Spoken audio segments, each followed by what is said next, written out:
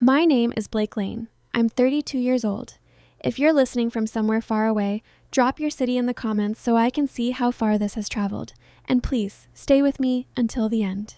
The call came while I was standing in my mother's kitchen on a Thursday afternoon in early October, watching her arrange dahlias in a crystal vase she'd owned longer than I'd been alive. She wasn't looking at me when she said it. "You don't have anything to be thankful for this year, Blake." Her voice was the same tone she used to discuss the weather or remind Dad to pick up milk. Calm, certain, utterly without malice, which somehow made it worse. "It would probably be better if you didn't come to Thanksgiving. We don't want the mood to be heavy." I stood very still. I had driven 40 minutes to bring her the good olive oil she liked from the Italian market downtown, the kind she always said was too expensive for her to justify buying herself. It was sitting in a paper bag on her granite counter. She still hadn't looked at me. I picked up my keys. I said, "Okay, Mom," and I walked out. Not because I had nothing to say, but because I had learned over 32 years that some conversations with Drew Lane had already ended before they began. I should tell you how I got to that kitchen, how I became the cautionary tale of the Lane family, because that's what I was. The story they told themselves about what happened when you didn't make the right choices, didn't marry the right person, didn't settle into the right kind of life by the time you were supposed to. 6 months before that October afternoon, I lost my job at Hargrove and Associates, a mid-sized communications firm where I had worked for 4 years. The official reason was restructuring. The real reason was that my direct supervisor, a man named Todd Mercer, had been quietly taking credit for my work on the Peterson account for the better part of a year. When the account went sideways, not because of anything I did, but because the client's internal leadership imploded, Todd needed someone to absorb the damage. I was available. I found out on a Monday morning when HR called me into a conference room that smelled like stale coffee and asked me to sign paperwork. I signed. I carried my things out in a cardboard box. I drove home and sat in my apartment for 3 hours before I called anyone. The first person I called was my mother. Drew Lane's response to the news was delivered in the gentle, measured tone she used for everything difficult. "Well, sweetheart, maybe this is a sign. You've always pushed yourself so hard in these corporate environments. Perhaps the universe is telling you to reconsider your direction." She paused. "You could always come stay here temporarily, just until you get back on your feet." I didn't move back home, but I noted carefully what her first instinct had been. Not anger on my behalf, not questions about what had happened, but a quiet pivot toward the possibility that I had somehow deserved this. My sister Stella called that evening. Stella was 38, married to a man named Josh who had inherited his family's real estate portfolio and had not worked since their wedding 6 years ago. She meant well, in the way that people mean well when they have never had to want for anything. "You could always come work at the company," she said. "Josh could use someone to help with administrative things. Answer phones, coordinate schedules. It's not beneath you, Blake. We all have to start somewhere." I was 32 years old with 4 years of communications experience and a portfolio of campaigns I had built mostly without recognition. I thanked her and said I would think about it. My brother Connor was 36 and worked in the construction company my father had built over a 30-year career before his health had forced him into semi-retirement. Connor called me 2 days later, once the family had apparently had time to discuss the situation among themselves. "Listen," he said, in the voice of someone delivering a verdict they believe is kindness. "Maybe this is the universe telling you to slow down. You've always been chasing these big city career goals. Maybe it's time to think about what you actually want. You know, stability, roots." What Connor meant, though he would never say it directly, was you're 32 and single and your career just fell apart. It might be time to lower your expectations. My father, Paul Lane, was 61, a former structural engineer who had built his company from a 2-man operation and sold it 12 years ago. He was the most logical person in our family and the one I had always found hardest to read. He called me on a Wednesday. He said, "I've been looking at some postings that might be appropriate for your background." He emailed me a list of 3 positions. 2 of them were entry level. I thanked him and filed the email. I found a new job in 3 weeks. Meridian Creative was smaller than Hargrove and Associates, the work was less prestigious, and the salary was 15% lower. But it was work. I was good at it. Within 6 weeks, I had already been given the lead on 2 accounts. None of this particularly registered with my family. What registered was that I had lost my job. That fact became the defining narrative, the thing they returned to in every conversation. the lens through which every subsequent decision I made was interpreted. I became, quietly and without formal announcement, the Lane family's cautionary tale, the one who couldn't quite get it together, who needed guidance, whose choices required gentle and consistent correction. Family dinners became seminars. My mother would mention the importance of building an emergency fund. My father would reference articles he had read about networking in the digital age. Connor would tell me about his colleague's wife who had pivoted into real estate and was really making a go of it. Stella would suggest, not for the first time, that teaching offered excellent stability and room for personal development. My cousin Olivia, 29, married at 23 to a man who ran an investment firm not employed in any formal sense, was particularly consistent in her advice.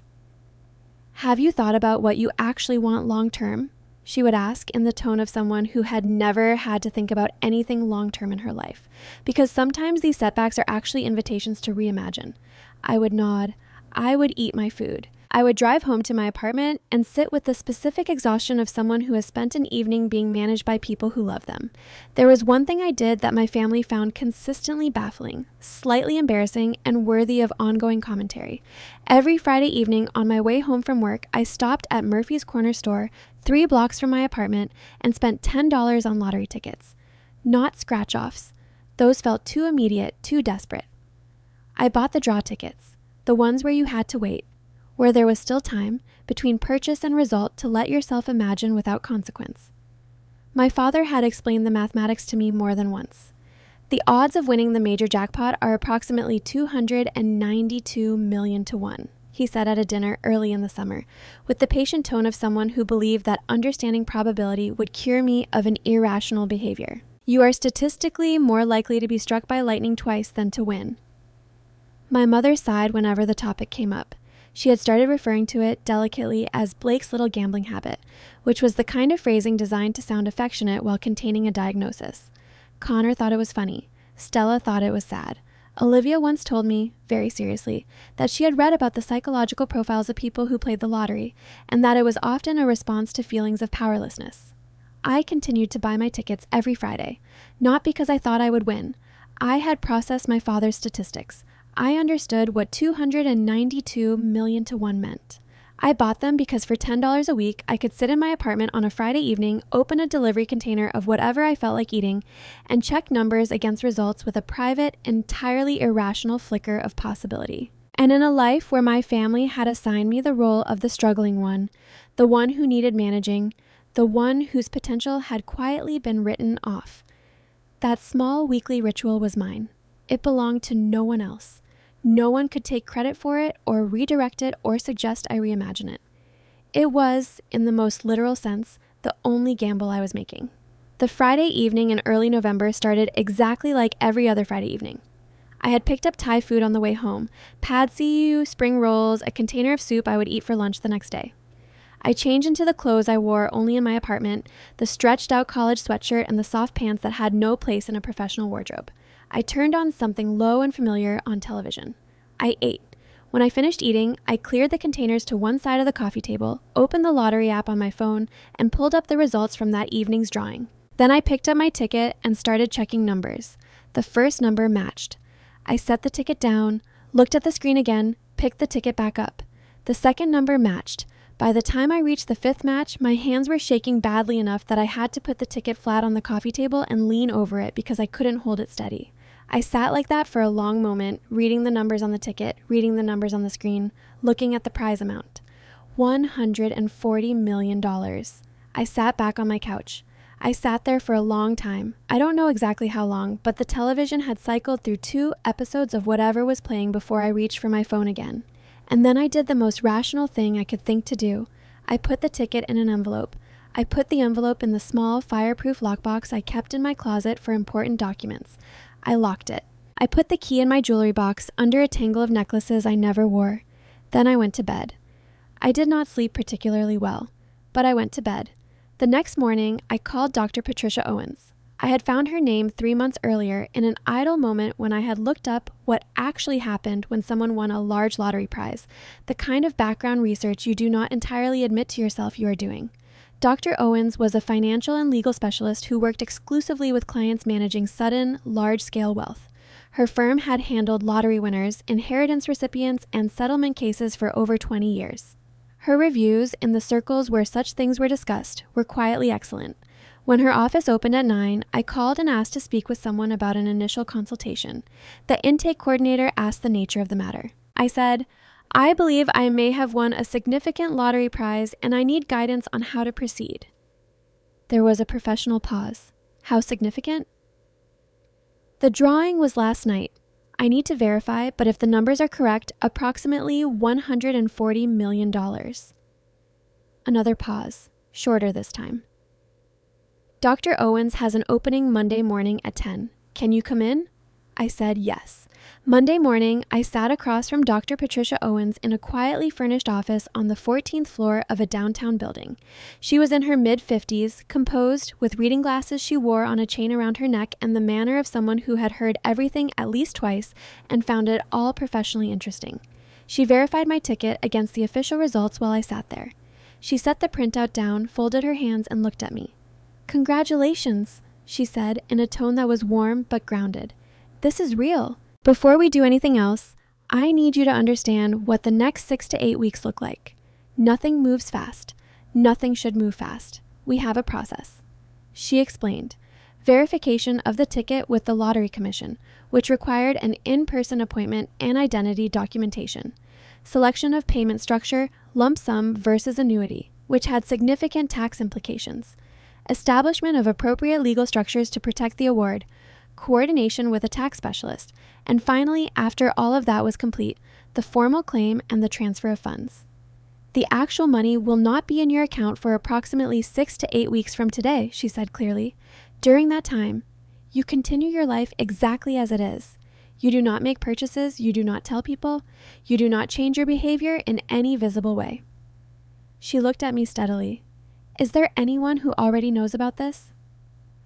I thought for exactly 1 second. "I need to tell one person," I said. "My college roommate. She lives in Portland. She's the most discreet person I know." Dr. Owens considered this. One person. Someone outside your immediate family and social circle, who has no financial stake in your situation. That's her exactly. All right, one person. She opened her notepad. "Now, let's talk about what happens after the funds clear and how you want to begin thinking about your options."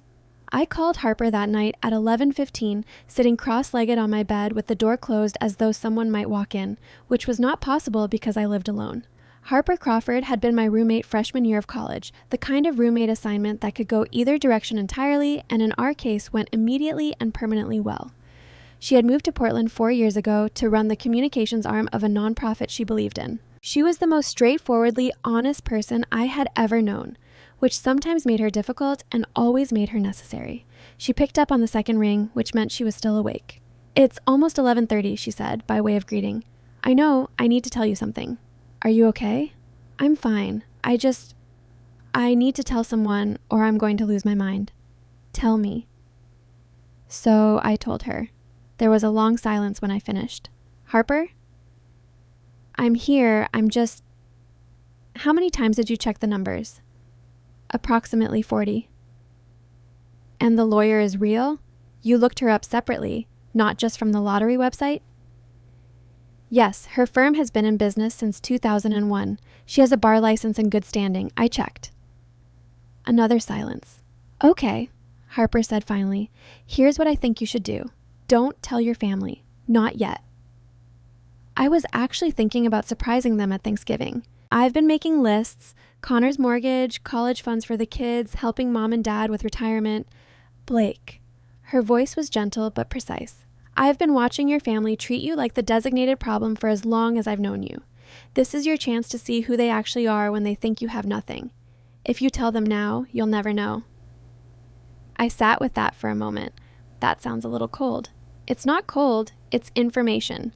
You deserve accurate information about the people in your life." She paused. "If they show you who they are before they know about the money, that's real. That's something you can actually work with." I looked at the lockbox across the room. "Okay," I said quietly. "Not yet." I visited my mother unannounced on a Saturday afternoon in mid-October, 2 weeks after the lottery drawing, while the verification process with Dr. Owen's office was still underway. Drew was in the garden in the flamingo print gloves my Aunt Diane had given her for her birthday. She looked up when she heard the gate, and her expression settled into the particular configuration she used for my unannounced visits. Not unwelcoming, but alert, calibrating what this might require of her. "Blake, I thought you'd be working." I had the morning free. I held up the bag from the Italian market. "I brought the olive oil you like." She accepted it with a small, genuine smile. "Come in then. I'll put the kettle on." We sat at the kitchen table with tea, and I waited until the conversation had moved through its usual channels. Her garden, a problem with the neighbor's fence, something Connor had said at dinner last week, before I said, carefully, "I've been thinking about Thanksgiving." She looked at me over her cup. "I'd like to help more this year, contribute financially to the dinner, make it something special." Drew set her cup down. She studied me with an expression I knew well, the one that preceded a response designed to protect me from myself. "Sweetheart, you just started at this new firm. You should be putting every extra dollar into savings. Let us handle Thanksgiving." What if I said I could actually cover it? Not just contribute, actually host, take everyone somewhere nice, my treat. The silence that followed was the particular kind that meant she was deciding how to handle this without hurting my feelings too badly. "Blake." Her voice was careful, kind, and completely immovable. "We both know that's not realistic right now, and there's no shame in that. You're rebuilding. This isn't the time to overextend." "What if I'm not overextending?" She reached across the table and patted my hand. "I drive past your building twice a week. I know what those apartments run. Your car is 9 years old." She gave my hand a small squeeze. "There's nothing wrong with where you are, but let's not pretend it's somewhere different." I looked at my mother's hand on mine, thought about the number in the email Dr. Owens had sent me that morning, the verified prize amount confirmed and documented, waiting for the completion of the legal process. I said, "You're right, Mom. Never mind." She smiled, relieved. "Now, tell me how the new job is going." 2 weeks later, I drove to my nephew Tommy's soccer game on a Saturday morning. Tommy was 8, Connor's oldest, and the most straightforward person in the Lane family. He ran at things directly and asked what he meant to ask, and laughed when something was funny and cried when something hurt, without any of the careful management that characterized the adults around him. He spotted me in the folding chairs along the sideline and waved from midfield with his entire body, the way small children wave, with complete commitment. After the game, his team lost 3-2, but Tommy had scored their only real goal and was not particularly bothered about the final count. He jogged over, still flushed and grass-stained, and threw himself into the chair next to mine. "Did you see the goal? The one in the second half?" "I saw it. That was excellent. Dad says I telegraphed my approach, and I need to work on that." He considered this with the equanimity of someone who has decided to store information for later without acting on it yet. "D. Blake, are you coming to Thanksgiving?" I looked over his head toward where Connor and his wife Stephanie were gathering Tommy's gear. Connor caught my eye briefly and looked away. "I'm not sure yet," I said. Tommy frowned. He was old enough to detect evasion, if not to fully interpret it. "Mom said you might not come because you're busy with your new job." He looked at me. "But you have to come. You always come." "I'll do my best, buddy." "That means probably no," Tommy said, with the clear-eyed accuracy of a child who has learned to decode adult hedging. I didn't answer him. I ruffled his hair instead. He accepted this and ran back to find his water bottle. On the drive home, I called Harper. "They're already telling Tommy I might not come," I said. "They're managing his expectations, preparing him for my absence." "Blake." Harper's voice was quiet. "That's not about managing Tommy. That's about managing the story. If your absence is already being framed as your choice, your busyness, your situation, then they don't have to account for their own decision." I was quiet for a moment. "She actually said it to my face," I said. "She said I don't have anything to be thankful for." Harper didn't respond immediately. When she did, her voice was steady and careful. "I know." She said it like she was commenting on the weather. "I know, and I think you needed to hear it when they believed you had nothing, because now you know what their love actually looks like without anything attached to it." I drove through 3 intersections before I said anything else. "What do I do with that?" "You remember it. Harper said, and you don't make any decisions until you know exactly what you're working with. I made one more attempt. A week before Thanksgiving, I drove to my parents' house with a bottle of good wine and flowers from the upscale florist on Madison. Not extravagant, but noticeably better than what I usually brought. Small signals, the kind of thing that might prompt a question, might open a door. My mother accepted both with gracious warmth and no curiosity whatsoever about how I had afforded them. We sat in the living room. She mentioned, in the tone of neutral information sharing, that the family was thinking of simplifying Thanksgiving this year. Your father's hours have been reduced. Emma and Josh have had some expenses this year. We might keep it smaller, lower key. I said, Mom, what if money wasn't the issue? What if I told you I'd like to take the family to dinner somewhere nice this year? A restaurant, a real one. My treat. My mother set down her coffee cup with the gentle precision of someone being very careful. Blake. And she said my name the way she always did when she was about to redirect me. That's a lovely thought. It really is. But we both know that's not where you are financially right now. And that's okay. There's no shame in it. What if where I am financially isn't where you think it is? She looked at me then. Really looked, with the focused attention she usually reserved for things that worried her. Honey, are you in some kind of trouble? If something has happened, if someone has offered you some kind of arrangement that seems too good, I'm not in trouble, Mom. I'm trying to tell you that things have changed, that I'm doing better than you think. The expression that crossed her face was one I hadn't seen her turn on me before. It was the look of someone managing a situation that had become delicate in a new way. I drive past your building. I see your car. I know what you make at a firm that size. Her voice was patient and implacable. Blake, sweetheart, I wonder sometimes if the stress of the past few months has been heavier than you're letting on. It's not unusual for people in difficult situations to construct a more comfortable version of things. It's a kind of coping. There's no judgment in that. The room was very quiet. You think I'm making this up? I said. I think you're struggling more than you want to admit, and I think that's completely understandable. I picked up my bag. I stood.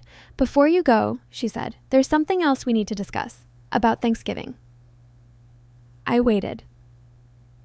I've spoken with Stella and Connor. We think it might be better this year if you had a quiet holiday at home. You've been going through a hard stretch, and the holidays can amplify that.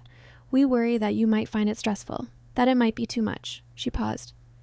We love you, but we think this year, with everything you've been carrying, it's better if you don't come. You don't have anything to be grateful for right now, Blake, and we don't want the day to feel heavy for everyone. We don't want you to bring that to the table. I heard every word. I nodded. I walked out. In my car, in their driveway, with the engine running, I sat for a long moment and let the clarity settle over me. Not anger, not grief, something colder and more useful. They did not want me to be doing well. They needed me not to be doing well. My failure had a function in this family. It gave them a position, a purpose, a way of defining themselves in relation to me. My success would not fit the story. So they had built a wall made entirely of concern and called it love, and on the other side of it was every version of me that didn't require their management. I put the car in reverse and drove away. That evening I called Harper and told her everything. I'm not going to tell them at Thanksgiving, I said. I'm not sure I'm going to tell them at all. Not the way I planned. Good, Harper said. Then what? Then I'm going to start living like who I actually am, and I'm going to let them figure out what that means. I can work with that, she said. What's the first step? I thought about Dr. Owens' email, the timeline, the list of things that needed to happen in the right order. The first step, I said, is being patient, and I've been practicing that my whole life.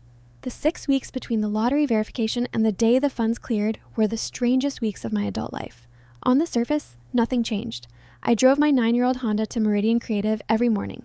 I parked in the same spot. I bought the same coffee from the cart on the corner. Medium drip, no room for cream, $3.50.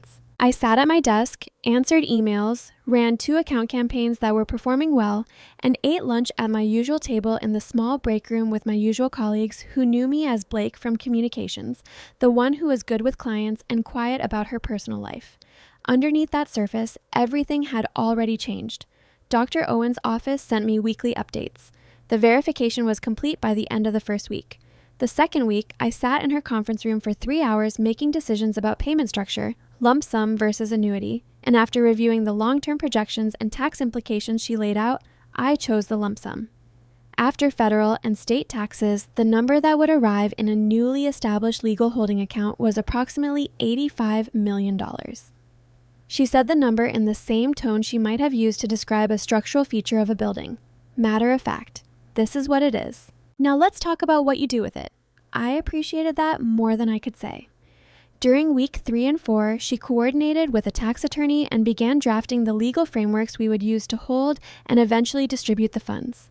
She asked me at the end of our week 4 meeting whether I had any thoughts about what I wanted to do with the money long term. I told her I wanted to keep enough to live well and retire securely. The rest, eventually, I wanted to use for something that mattered. She wrote that down without blinking. We'll build toward that. For now, have you started thinking about housing? I had been thinking about housing since approximately the second week. My apartment was a 600 square foot 1-bedroom in a building that had been constructed in the 90s and never substantially updated. It was clean and it was mine, and for years it had represented a reasonable baseline for the kind of life I was managing to build. Now it felt like wearing someone else's coat. Not bad, just not right.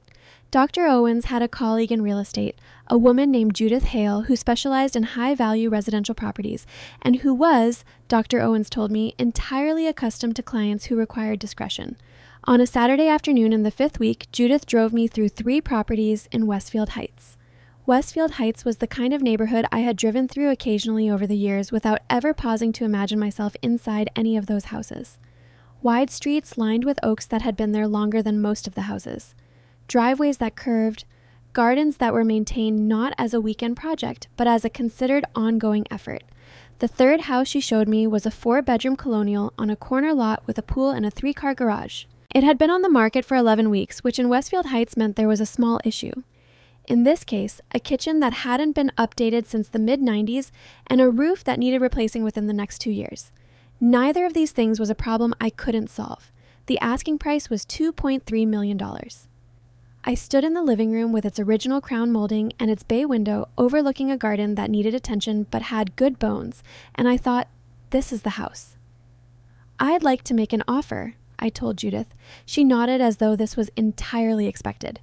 Given the time on market, I think we have room to negotiate. I'd suggest coming in at 2.1 and expecting to settle around 2.2. All right. The offer will be contingent on inspection, and will need approximately 6 weeks to complete the full transaction. Inspection period, negotiation, title search, closing. 6 weeks. From that Saturday, it would be 6 weeks before the house was mine. The funds from the lottery would have cleared by then. The timing was, as Dr. Owens had noted when I told her, reasonably elegant. I drove home to my apartment that evening and sat on my secondhand couch and looked around at the place that had been my life for the past 4 years. It was fine. It had been fine. But I was ready to stop living in fine. Meanwhile, the family continued. The monthly dinner in November, 2 weeks after Thanksgiving, the one they had clearly organized as the replacement event, the way you schedule a makeup day when the original plan falls apart, was held at my parents' house. Everyone was there. Mom and Dad, Connor and Stephanie, Stella and Josh, Aunt Diane, Olivia, and her husband Stephen. No one mentioned that I had not been at Thanksgiving. This was, I had come to understand, how the Lane family processed uncomfortable realities. By not acknowledging them until enough time had passed, that acknowledgement was no longer necessary. My absence from Thanksgiving was simply not spoken of, which meant it existed in the family record as a neutral event rather than a decision anyone had made.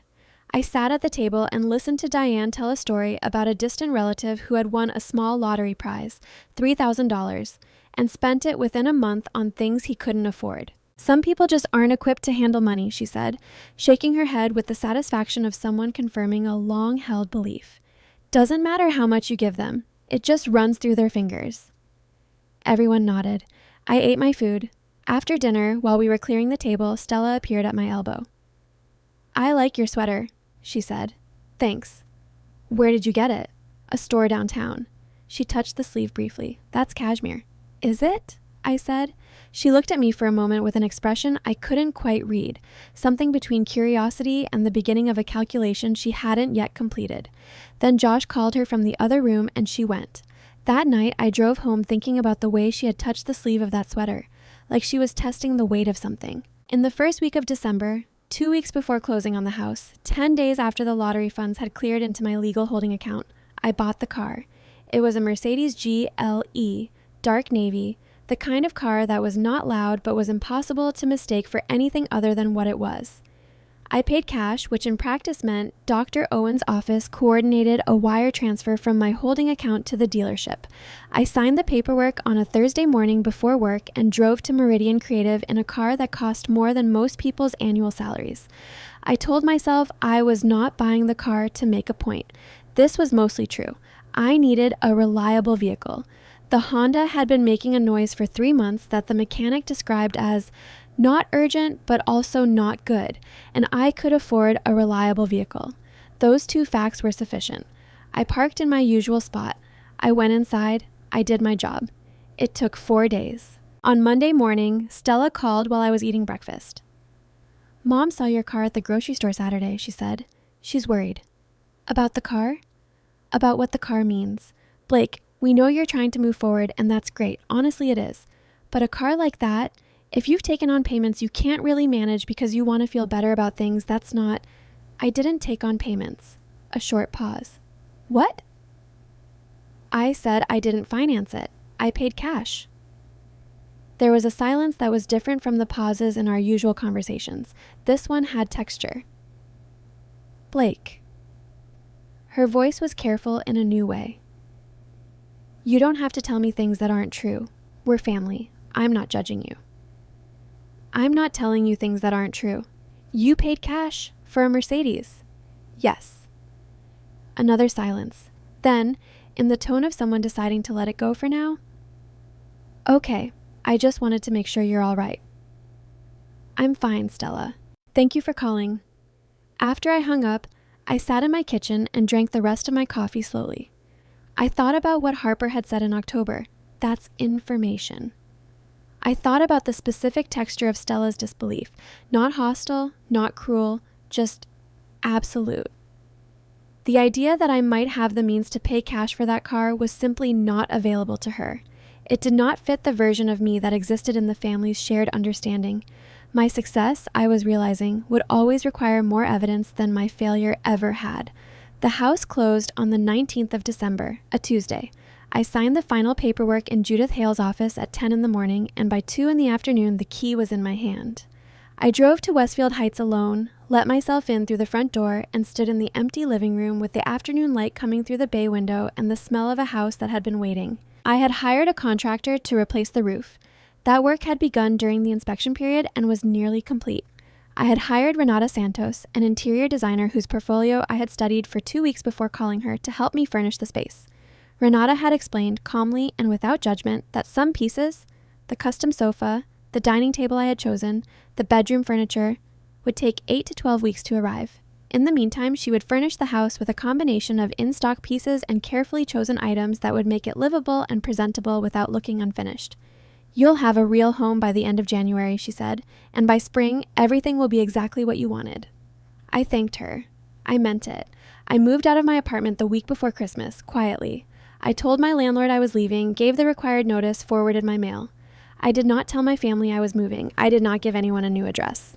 The silence, I discovered, was not difficult. It was, in fact, a relief so specific and complete that it surprised me. For the first time in my adult life, my physical location was information that I chose to share rather than information that simply existed for anyone to access. I spent Christmas week in my new house, in rooms that were not yet fully furnished but were already entirely mine. Renata had set up the primary bedroom properly, a bed I had chosen, good linen, lamps that gave warm light. The living room had a couch and a coffee table and a rug that would be replaced in February when the custom pieces arrived, but it was a room where a person could sit and feel like they belonged. I ordered food, I read, I called Harper on Christmas evening, and we talked for 2 hours. "How does it feel?" she asked. "Quiet," I said. "Really, genuinely quiet. Like I can hear myself think for the first time." "That's not nothing." "No," I agreed. "It's actually everything." And the message from my mother came on the 28th of December, a Thursday morning. "Stella drove past your building yesterday. The manager said you've moved out. Where are you living?" I read it twice, set my phone down, made coffee, picked my phone back up. I found a better place. Don't worry about me. Her response came in under 2 minutes. Blake, I'm your mother. Of course I worry. What's the address? I'd like to see where you're living. I turned my phone face down on the counter and left it there. The silence I kept in the days that followed was not cruel. It was simply mine. For 32 years, I had been available for their opinions, their concern, their adjustments of my trajectory. The idea that I might step outside the radius of their knowledge, that my life might contain rooms they hadn't walked through, was apparently genuinely alarming to them. I found that interesting. The last day of December, at just past noon, Stella arrived at my door. I saw her on the security camera before she rang the bell, standing on my front porch, slightly off balance, looking up at the facade of the house with her mouth not quite closed. She was wearing the good coat she reserved for things that mattered. She had clearly driven here directly and with purpose. I opened the door. She looked at me, then past me into the foyer. The original hardwood floors I'd had refinished, the entryway table Renata had sourced, the light fixture overhead. Blake. Her voice was very quiet. Whose house is this? Mine. She stepped inside when I moved back to let her. I led her through to the living room, which had the rug and the temporary couch and the 2 lamps and, through the window, the view of the winter garden and the pool covered for the season. Stella stopped in the middle of the room. She turned slowly, taking in the crown molding, the fireplace, the dimensions of the space. How? She said. Not accusatory, genuinely without a framework for what she was seeing. Sit down, I said. I'll explain. She perched on the edge of the couch like someone who wasn't sure the ground would hold. Your job at Meridian Creative pays, she started. I know what it pays. Then I don't understand how, she stopped, looked at me, and I saw the exact moment that a possibility she hadn't considered began to form at the edges of her thinking. Blake, what happened? I had thought about this moment, how I would do it, whether I would build up to it or say it plainly. I said it plainly. I won the lottery. Stella blinked. Once. Twice. The lottery. Yes. Your Friday tickets? At Murphy's? Yes. The laugh that came out of her was not unkind, but it was involuntary. The sound of someone whose brain has rejected information it cannot process.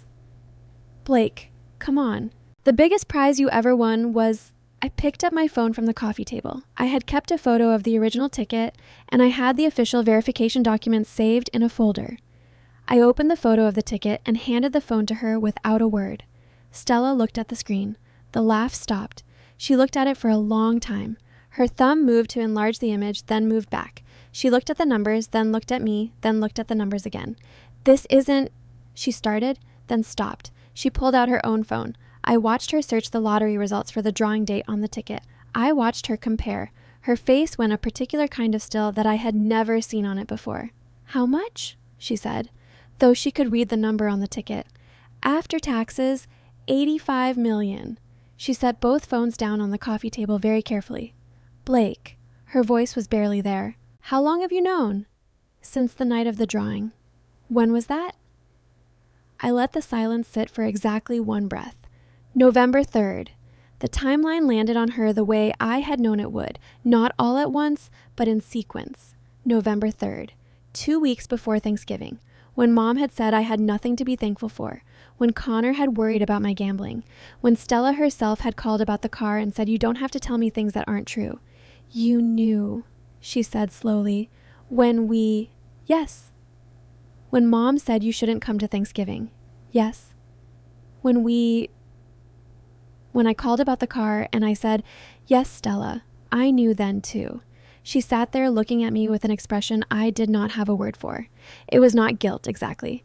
It was something closer to the feeling of a floor shifting, the specific vertigo of realizing that the story you've been telling yourself about someone isn't the story they've been living. She left 20 minutes later, clutching her phone and a promise I had extracted carefully.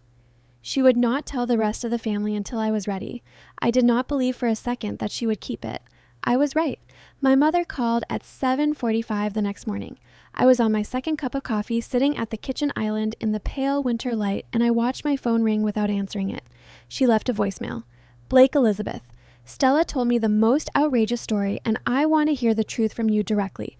Call me back immediately. Whatever is going on, whatever trouble you're in, we will figure it out together. But I need you to call me, whatever trouble I was in.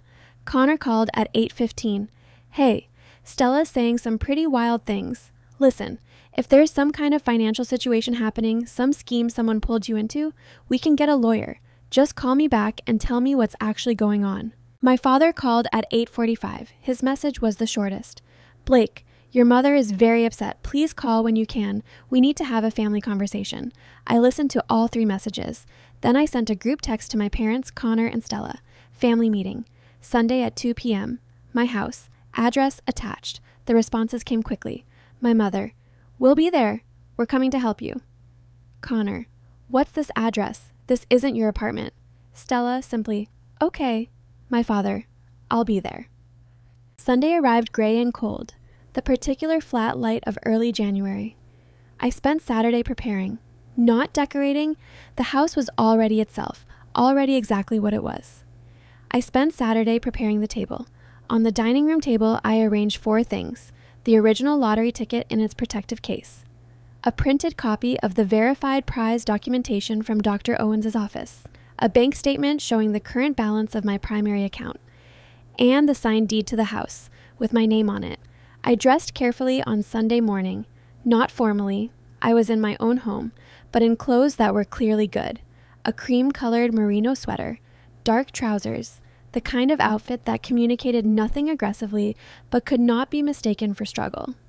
At 1:55, I watched through the security camera as 2 cars pulled into my driveway. My parents in their silver sedan. Connor's truck. Stella and Josh had apparently been asked to stay home for this particular conversation, which I found interesting. Either she had told them it was a family matter, or she herself wasn't certain enough of the situation to want an audience. I opened the front door before they knocked. My mother's face when she stepped into the foyer was unlike anything I had seen on it before. She was not looking at me. She was looking at the house, the refinished floors, the proportions of the hallway, the staircase rising on the left. And she was recalibrating in real time. I could see it happening. Blake? She said finally, looking at me. Whose house is this, really? It's mine, Mom. Come in. I led them to the dining room. They stood around the table, looking at what I had arranged there. My father picked up the bank statement first. He was an engineer by training. He read numbers the way other people read sentences, fluidly, without hesitation, understanding the meaning immediately. I watched him scan the document. I watched his face. He set it down. Picked up the prize verification letter. Read that. Set it down. Blake, he said. Dad, this is real. Yes. Connor had picked up the lottery ticket in its case. He was turning it over in his hands, looking at it from both sides as though the reverse might offer a different answer. The winning numbers from this drawing. He pulled out his phone, checked, set the ticket down. My mother had not touched anything on the table. She was looking at me. How long, she said. Since November 3rd. The silence that followed was the longest I had ever sat through in that family. My mother found her voice first. You knew, she said, when I told you not to come to Thanksgiving. Yes. When I said you had nothing to be thankful for. Yes, Mom. I was sitting on $85 million when you said that. She closed her eyes briefly. When she opened them, something in her expression had shifted. Not toward apology yet, but toward the difficult territory that precedes it. My father said, quietly, Why didn't you tell us? I tried. I told you I was doing well. I told you I could afford to help with Thanksgiving. I told you things had changed. I looked at him steadily. You suggested I might be constructing a more comfortable reality to cope with the stress of my situation. We didn't know. You didn't know because you had already decided. You'd decided what my story was, and nothing I said was going to change it. I said this without heat, simply as a fact. I needed you to see it too, so I waited until you couldn't look away. The room was quiet. Then my mother did something I had not expected. She sat down, not the way she usually sat, with purpose, with posture. She sat down the way people sit when their legs have decided for them. What happens now? She said, not a demand. A genuine question from someone who had lost the thread. Now, I said, we're going to talk honestly, possibly for the first time. The family meeting ended without resolution, which I had anticipated. My family left my house that Sunday afternoon in a state that I can only describe as stunned rearrangement. 4 people trying to fit a completely new piece of information into a picture they had spent years building and finding that it didn't fit neatly anywhere. They were not unkind when they left. My father shook my hand, which was not something he normally did, and held it for a moment. Connor said he would call me this week. My mother hugged me at the door, and it was a different kind of hug than usual. Less certain, less managed. She held on a beat longer than she normally did. I watched them drive away and then stood in my empty hallway for a long moment before going back inside. That was Sunday. By the following Saturday, 7 days later, the messages had already shifted. This was the thing I had suspected but needed to witness. The pivot, the reorientation of a system that had been organized around my management, suddenly confronted with new information, reorganizing itself around the same purpose by a different route. The messages came daily, sometimes multiple times a day, in the careful register of people who were trying to sound like themselves. From my mother, Tuesday. I found a really interesting article about charitable giving structures for people who come into significant assets suddenly. There are some wonderful organizations doing meaningful work locally. I thought you might want to look at it together sometime. Just a thought. From Connor, Wednesday. Hey, been thinking about what you said Sunday. I have a buddy who does wealth management. Really solid guy, very discreet. Not pushing anything, just think it might be helpful to have someone in your corner who knows this landscape. Let me know. From Stella, Thursday. Chi found a therapist who specializes in what they call sudden wealth syndrome. The psychological adjustment, all of that. She's supposed to be wonderful. Might be nice to have that support. Love you. From my father, Friday. Blake. I have been doing some reading on the tax implications of various investment structures in situations like yours. I have some thoughts if you want to discuss. I know I'm not a financial advisor, but some of this seems relevant. My father, whose retirement portfolio was, I knew from passing references over the years, approximately $400,000, offering to advise me on the management of $85 million. I read each message when it arrived. I did not respond to any of them. I took screenshots and sent them to Harper, who responded to each one with a single word, textbook. I called her Friday evening. 7 days, I said. 7 days from you have nothing to be thankful for to let me help you manage your money. They haven't said that directly. They don't have to say it directly. That's what all of those messages are. Harper's voice was not unkind. She was simply naming what was there. They've moved from managing your failure to managing your success. It's the same instinct. You're still the thing being managed. The variable is just different now. I sat with that for a moment. There's going to be a second meeting, I said. I know.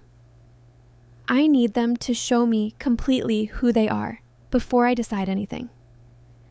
Harper was quiet for a moment. And then I decide.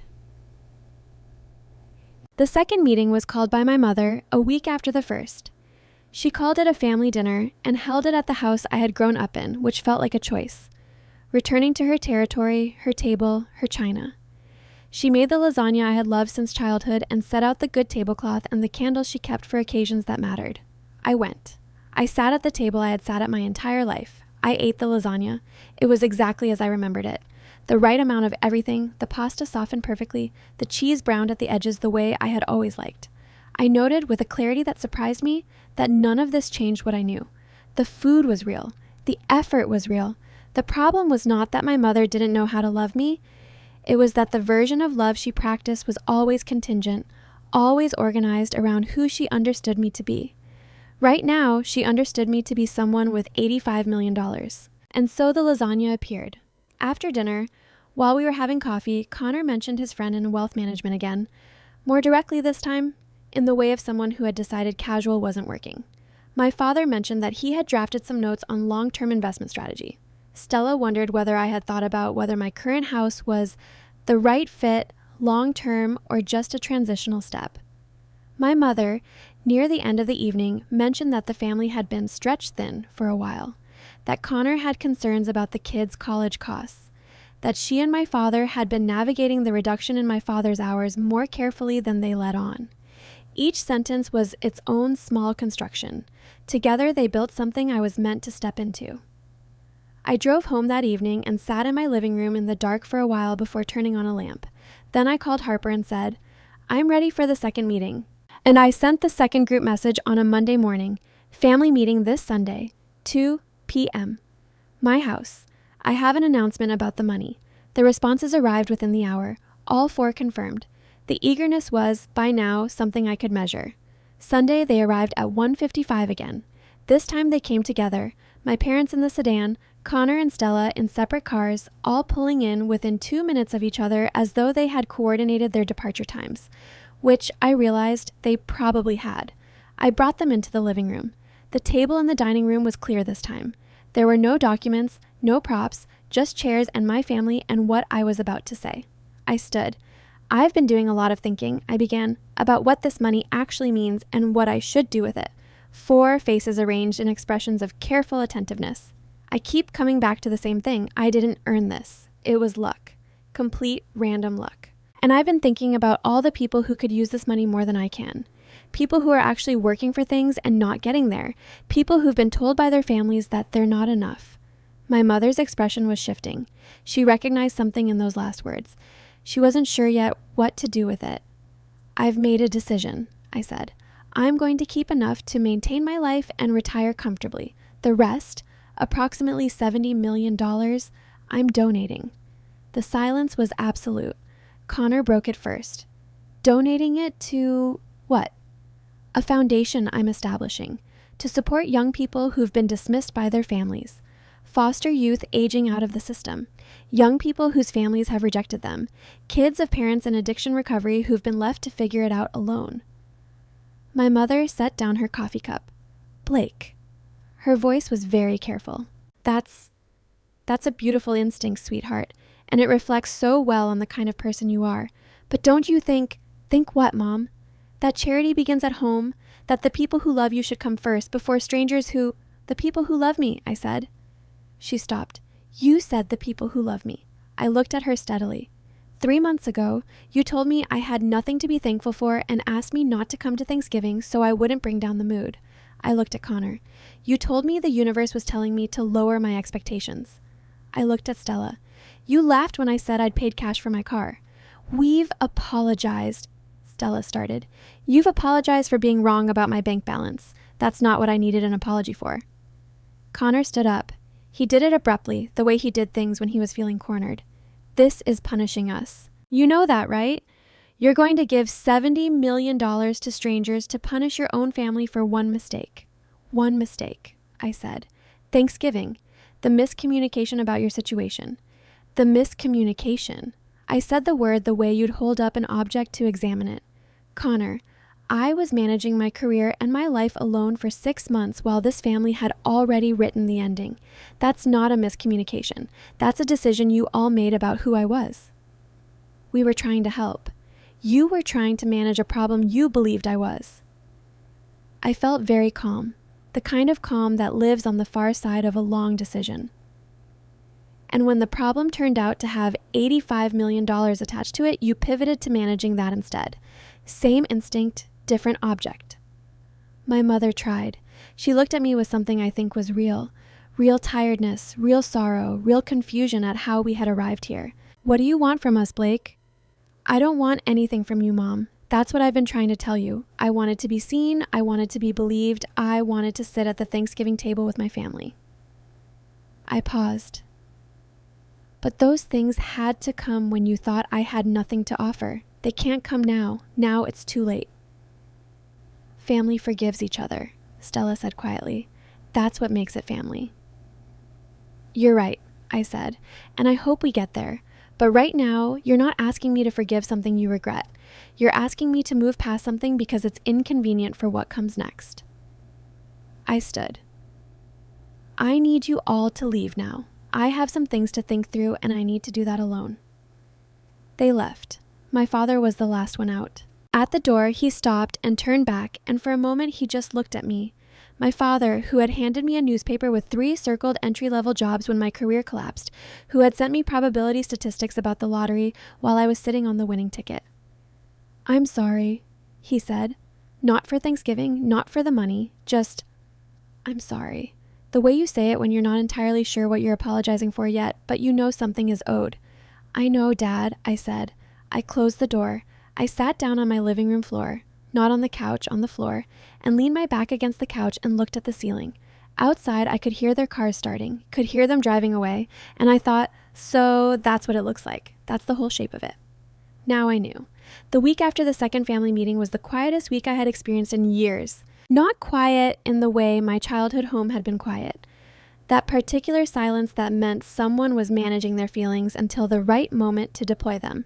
This was different.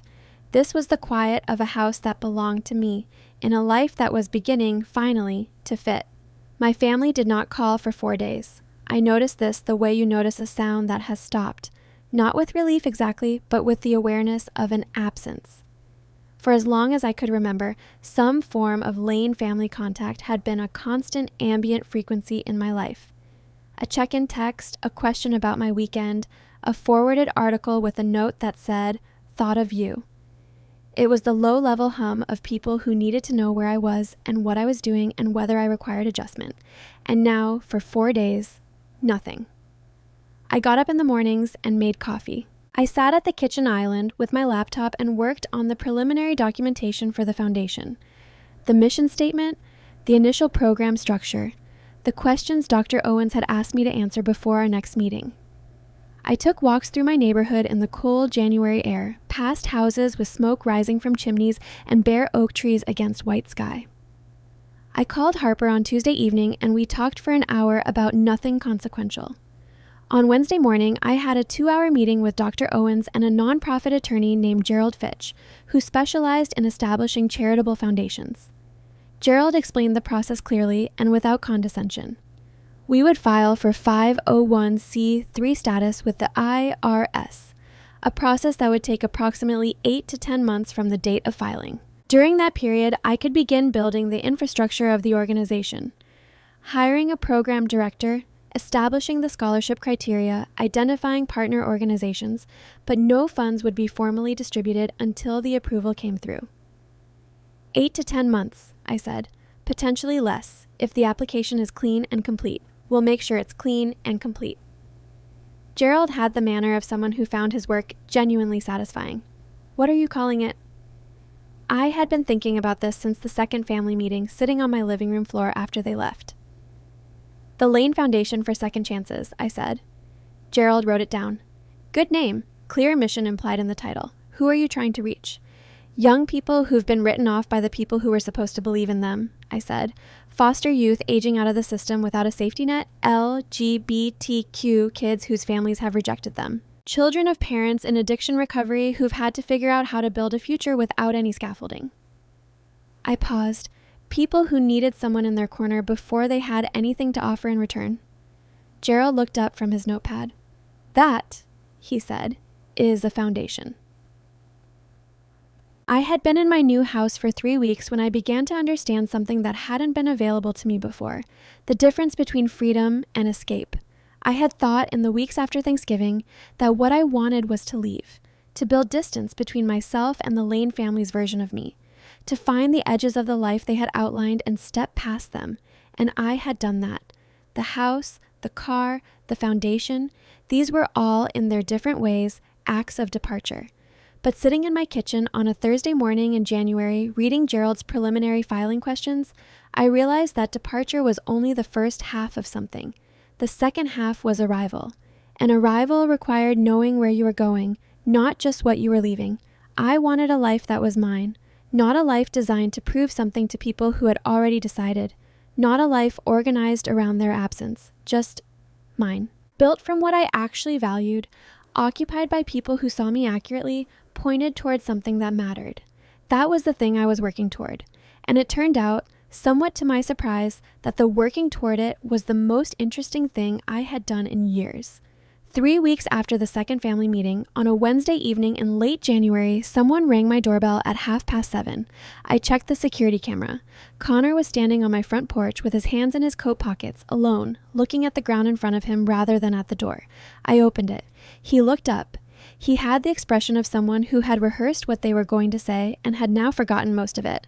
"Can I come in?" he said.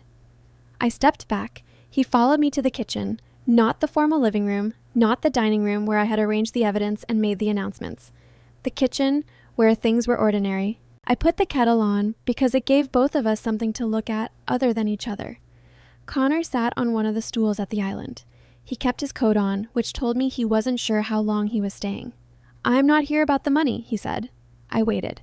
I know that probably sounds like the exact thing someone says when they are here about the money. I can't help that. He looked at the counter. I needed to say something that I haven't said, and I didn't want to say it in front of Mom and Dad because then it becomes their conversation too, and this isn't their conversation. The kettle started. I made 2 cups of tea, set one in front of him, kept the other. "Okay," I said. "Say it." He wrapped his hands around the mug. "That thing I said to you when you lost your job, about the universe telling you to slow down and think about stability." He said the words like he was picking them up to examine them, weighing how bad they were. I knew when I said it that it was a bad thing to say. I knew it in real time, but everyone in the family was saying versions of it, and it was easier to say the thing that fit the group than to say something different. He looked up at me. "That's cowardice. It's not cruelty. At least I hope it's not, but it's cowardice. And you deserve better than that from your brother." I said nothing. "And Thanksgiving." He stopped, started again. I want you to know I wasn't the one who suggested it, but I didn't push back. Mom brought it up and I said I thought it might be for the best, and I said that because it was easier than being the one person in the room who said, "Wait, this is wrong." And that's on me. The kitchen was very quiet. Outside, a car passed on the street, its headlights sweeping briefly across the window. "I'm not apologizing because you have money," Connor said. "I mean, I know you have no reason to believe that, but I need to say it anyway. I'm apologizing because I've been sitting with this since that first meeting at your house, and I can't stop thinking about how long this has been going on, not just Thanksgiving, for years. The way we talked about you, the way I talked about you, like your life was a problem we were managing instead of your life." He pushed the mug slightly away, then pulled it back. "Tommy asks about you every day," he said, more quietly. Not in a coached way. He just asks. "Where's Aunt Blake? When is she coming? Can we call her?" He doesn't understand any of the rest of it. He just knows you're not there. I had been holding myself very still. I let out a breath I hadn't fully realized I was keeping. "I hear you, Connor," I said. Not "I forgive you," not "it's okay," just "I hear you," because that was true, and the other things were not yet available, and I had promised myself I would only say true things from here on. He nodded. He seemed to understand the distinction. "Is there anything?" he started. "Not right now," I said, "but ask me again in a few months." He nodded again. He finished his tea. He stood still in his coat, and I walked him to the door. At the threshold, he turned back one more time. "For what it's worth," he said, "I always thought you were the most capable person in our family. I just never said it because it was easier not to." He shrugged, the small defeated shrug of someone who has run out of ways to explain themselves. "That's something else I should have done differently." I closed the door. I stood in the hallway for a moment. Then I went back to the kitchen, poured out the rest of my tea, and made fresh coffee. And I sat there for a long time, thinking about the specific complexity of people who are both capable of causing harm and capable of recognizing it, about what that meant for what came next. I did not have an answer yet, but for the first time, I thought the question was worth sitting with rather than simply resolving. Harper called on a Saturday morning in February while I was working in the garden, or attempting to work in the garden, which in practice meant walking around the beds that Renata's landscaping contact had told me needed attention in spring, making notes I was not entirely sure how to act on. "I have to tell you something," Harper said in the tone she used when she had been thinking about whether to tell me something and had decided yes. "Tell me."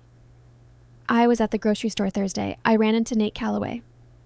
I stopped walking. The name landed in my memory without difficulty.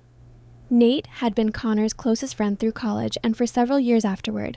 He had been at family gatherings occasionally during my mid-20s, the kind of person who was present enough that you knew him, but adjacent enough that you'd never really had a conversation that went anywhere. Quiet, steady, an architect, I remembered.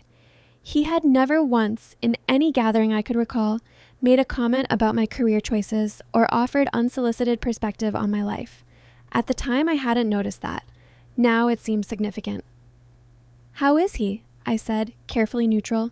Divorced. About a year ago, apparently. He's moved back here, new position at a sustainable design firm. Just got settled. Harper paused. He asked about you. What did he ask? He asked what you were doing now, whether you were happy. Another pause, and I could hear her choosing her words. I told him you were doing well, that you'd figured out some things about your life that had taken a while to figure out. He said, and I'm quoting him because I think you need to hear the exact words. He said, I always thought she would. She was the only person in that whole family who seemed to be living honestly. The rest of them were so busy performing the right version of themselves that you could never get to who they actually were. Blake always seemed like she was trying to get somewhere real.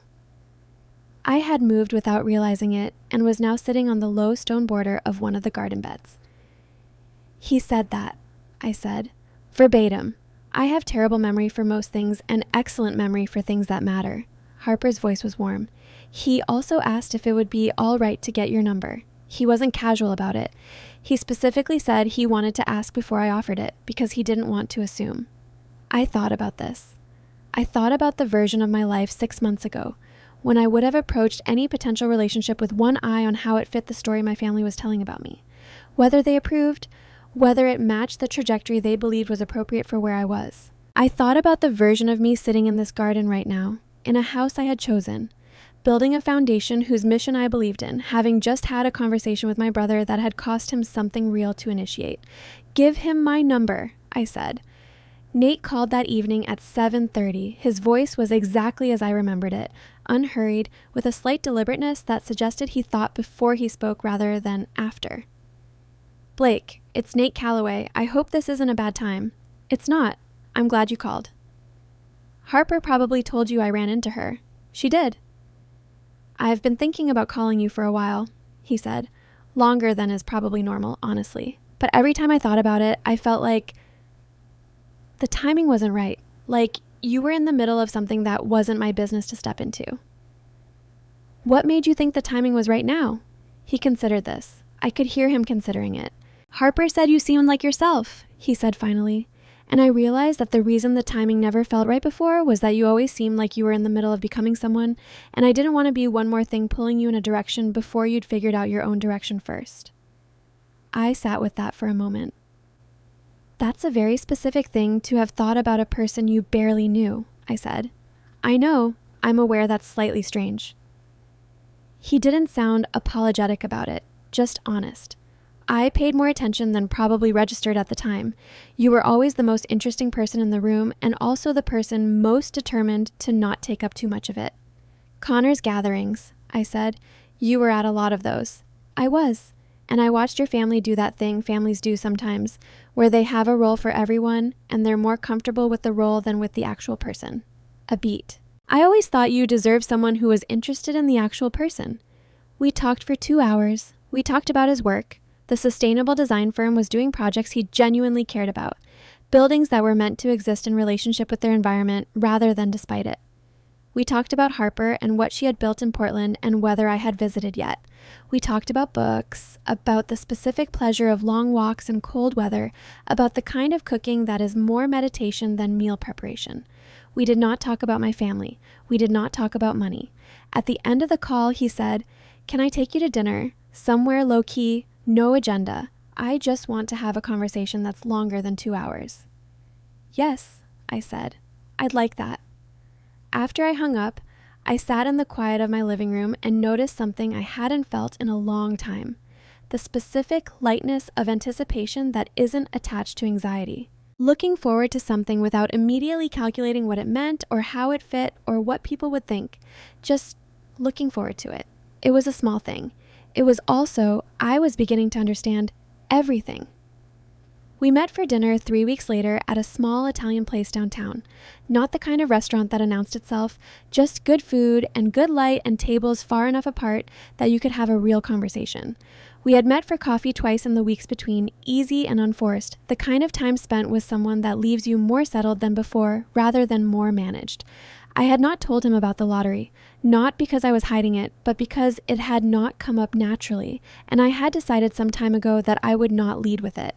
It was a fact about my circumstances, not a fact about me, and I wanted him to know me before he knew my circumstances. By the third meeting, this dinner in the warm light of early March, I decided it was time. We had ordered. The wine had arrived. We had been talking easily for half an hour about a project his firm was pitching, an adaptive reuse building in the warehouse district, and I found myself genuinely engaged, not performing engagement, actually interested, asking questions because I wanted the answers. And then I said, "There's something I haven't told you about the past several months." He set down his wine glass. I told him. I started with the lottery ticket, the Friday evening in November, the Thai food, the shaking hands. I told him about Dr. Owens and the 6-week process and continuing to go to work every day in my old Honda while $85 million waited in a legal holding account. I told him about Thanksgiving, about what my mother had said, about sitting in a restaurant alone with a glass of champagne and feeling, for the first time, free. I told him about the house and the 2 family meetings and what had been said in both directions. I told him about Connor coming to my door on a Wednesday evening in January with his hands in his pockets and saying things he should have said years ago. I told him about the foundation and what it was for and why. Nate listened to all of it without interrupting. He was a person who knew how to listen in a way that was not passive. You could tell he was processing, connecting actually with you rather than simply waiting for his turn. When I finished, he was quiet for a moment. He looked at his wine glass. Then he looked at me. "Can I tell you what I think the most important part of that story is?" he said. "Please." "It's not the money." He said it simply, not for effect. The most important part is the restaurant, the Thanksgiving dinner alone. He leaned forward slightly. "That's the moment you decided. You decided that you weren't going to keep diminishing yourself to fit their version of you. The money gave you the means to act on that decision, but the decision was yours. You made it before any of the rest of it." I looked at him across the table.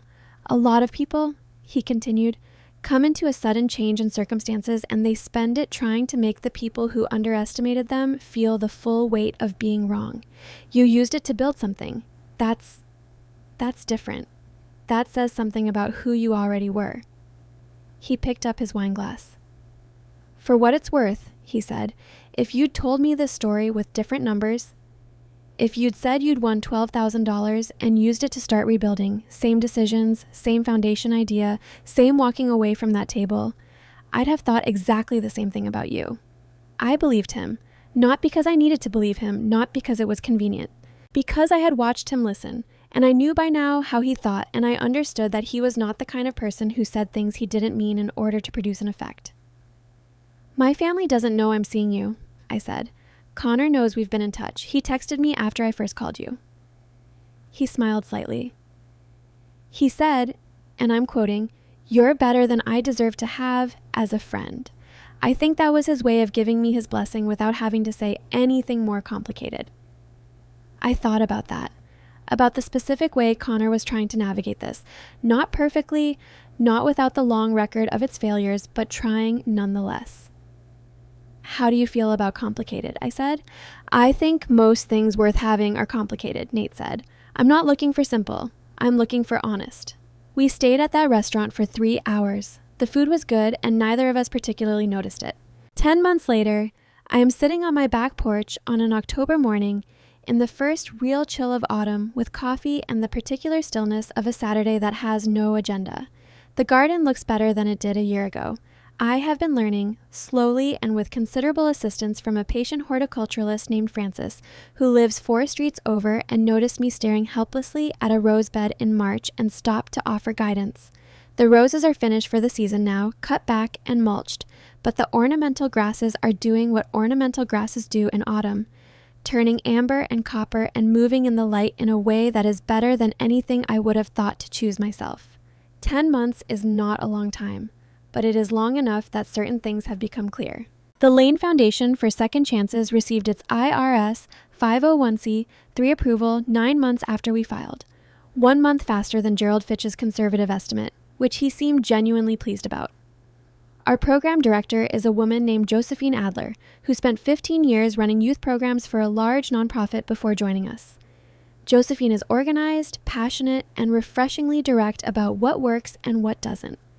She interviews scholarship applicants with the focus of someone who understands that the right support at the right moment can redirect an entire life. In our first full quarter of operation, we funded 11 scholarships. Young people who will go to college without a family safety net, without anyone who believes in them by default, with at least this one fact in their corner. Someone decided they were worth betting on. I go into the foundation office 3 days a week. The other 2 days I work from home, doing consulting work for 2 communications firms. Not because I need the income, but because I am, it turns out, genuinely good at this work, and I find that I miss it when it's absent from my days. I am not in a hurry. I have learned this year that not being in a hurry is its own form of wealth. My family. This is the part I did not know how to predict and perhaps could not have. My mother and I see each other once or twice a month. We have not had the large, cathartic conversation that resolves everything. I do not think that conversation exists or that it would actually resolve anything if it did. What we have is smaller and more durable. A standing Sunday morning phone call, cautious and sometimes awkward, in which we talk about her garden and my foundation and things that are true without being the most important things. It is not the relationship I once hoped for. It is an honest version of what we actually are. I am choosing slowly to believe that is worth something. My father sent me a letter in the spring, an actual letter, handwritten, 3 pages in the careful cursive of someone who learned to write in an era when it was taught properly. He did not excuse what had happened. He tried, instead, to explain it, the particular failure mode of a man who expresses love through assessment and guidance, who had applied that mode to me for so long that he had lost the ability to simply see me without evaluating. He said he didn't know if he could change that entirely, but that he was trying to be aware of it. He said he was proud of the foundation. He said he was proud of me, not for what I had done with the money, but for being, as he put it, a person of consistent character in a situation that could easily have made you otherwise. I read that letter 3 times. Then I put it in the fireproof lockbox next to the photo of the lottery ticket. Connor and I are finding our way back to something. It is slow and requires effort from both of us. The effort of rebuilding something that was not, I now understand, particularly solid to begin with, so that what we are building is genuinely new rather than restored. Tommy comes to my house twice a month, just the 2 of us. We go to the farmer's market or the Natural History Museum or sometimes just to my kitchen, where he has decided he wants to learn to make pasta from scratch, a project that produces more flour on the floor than pasta in the bowl, but is deeply satisfying anyway. Tommy does not know anything about the money. He knows his Aunt Blake has a house with a pool and a garden and a good kitchen, and that she will always watch his soccer games on the videos his dad sends, and that she never once suggests he should be more realistic about his goals. Stella and I are still finding the shape of what we are. There are phone calls now, and once a dinner that was tentative but not unkind. I have left the door open. I am not standing at it. Time will tell what she decides to do with the space. Nate. This is the part of the story I did not see coming, which is perhaps how it should be with the things that matter most. He is not uncomplicated. He has his own history, his own habits, his own particular ways of going wrong that I am still learning. He is sometimes too quiet when he should speak and occasionally too direct when gentleness would serve better. He thinks about buildings the way some people think about people, with sustained attention to how the pieces fit together, what was built to last, what needs reinforcement. He knows about the money, and he has treated that knowledge exactly as he said he would. As a fact about my circumstances, not a fact about me. He asked me once, early on, whether it changed how I thought about the future. I said it changed the options available for how I pursued the future I already wanted. He nodded and said that seemed right, and we moved on to discussing what we were going to cook for dinner. He is the first person I have been with who makes me feel that being known is a safe thing. Not comfortable in the way of never being challenged. He challenges me regularly and I return the favor. Safe in the sense that the knowing is not a tool for management. He is simply interested in who I am and I am interested in who he is. And we are building something from that mutual interest without either of us needing it to be a proof of something. It is, I have come to understand, what love is supposed to feel like. I want to say something to you before I finish because I have been thinking about you. Whoever you are, wherever you are listening from, throughout all of this. The lottery ticket changed the number in my account. I will not pretend otherwise, and I will not tell you that the money didn't matter, because it did. It gave me options I would not have had. It gave me the ability to act on decisions I might otherwise have spent years circling.